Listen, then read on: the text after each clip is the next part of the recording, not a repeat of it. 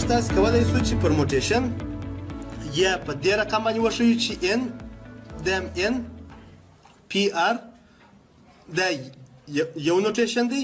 دوام نوټیشن کولای شو چې مثلا پر دې رقم باندې وښیو p n r دا دوهم نوټیشن دی.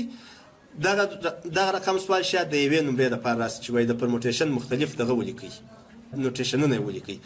او یا هم کولای شو چې پر دې رقم باندې ولیکو چې n p r.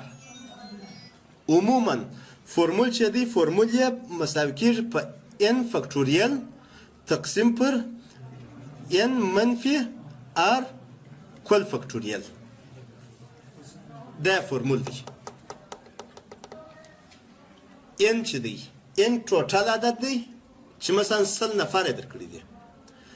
r چې دی r هغه نمبر دی چې ته په دې 100 نفرو کې ارنجمنټس کولی شې یا ترتیب جوړولی شې. نو r چې دی r less than equal to n راځي. r عموما باید چې تر n یا د n سره مساوي وي او یا هم تر n کوچنی وي. د 10 نفرو څخه مثلا 3 نفر انتخابیږي.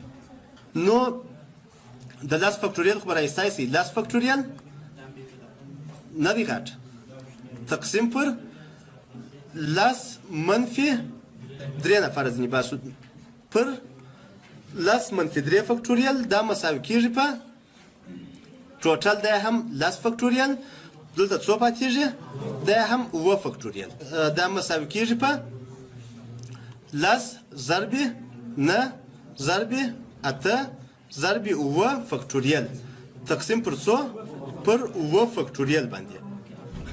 نو دا 9 فکټوریل او دا 9 فکټوریل به سره ولاړ شي 10 ضرب 9 دا هم 9 ضرب 8 دا څو نو 920 لارې دا رقم موجود دي چې موږ تاسو دغه نفر سره ترتیب کړو. اوس د هم په نامه باندې تاسو یو لغات لرئ. مثال درته وایم دا مخکې هم ویلي و دا لغات د هم په نامه باندې لغات لرئ. تاسو دغه لغات نوشته کړئ. څو لارې موجودې دي چې تاسو د هم د لغاتو څخه پاسورډ جوړ کړئ.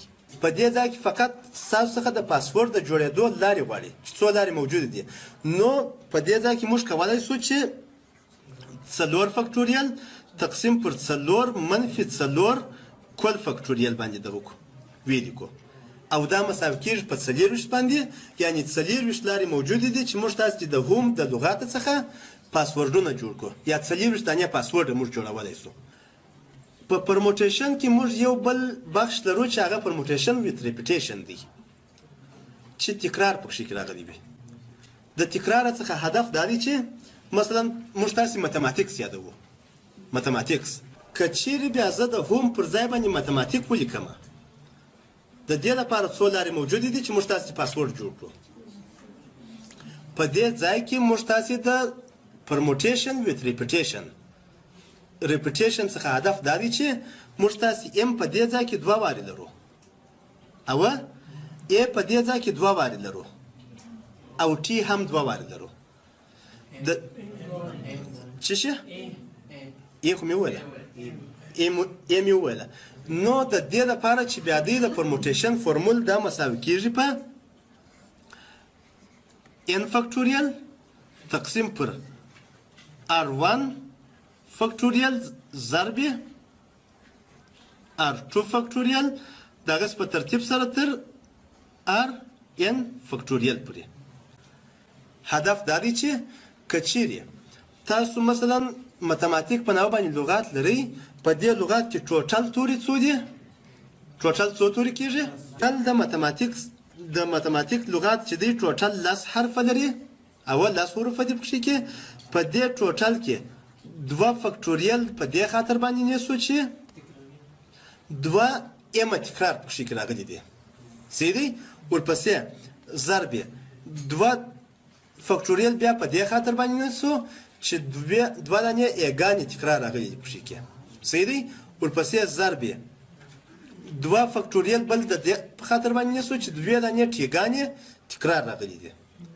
اوس دا بره مساوي کېږي په دې ځای کې باید نوشته کړو اول دبره 10 ضرب 9 ضرب 8 ضرب 9 ضرب شپږ ضرب پنځه ضرب څلور ضرب درې ضرب دوه ضرب یو تقسیم پر څو باندې پر دوه ضرب یو ضرب دوه ضرب یو ضرب دوه ضرب دا هم یو. اوس دغه یو او دوه دا به د دې اول یو او دوه سره ولاړ شي. صحیح دی؟ ورپسې موږ کولی شو چې د دغه دوه او دغه څلور هم سره د تقسیم کړو، د دې پر ځای باندې به دوه پاتې شي. صحیح دی؟ او کولی شو چې د دغو دوه پر ځای باندې دا دوه ورسره یوسو. دا ټوټل چې هر څو کېږي ټوټل یې څو کېږي؟ چند؟ څلور لکه درو پنځوس زره دا هم شپږ سوه، یعنې څلور لکه درو پنځوس زره شپږ سوه لارې موجودې دي چې موږ تاسې دغه ارنجمنټ کوو. د چا سره نو څه په خلاص اوس که غمېدله مو غږ کوئ.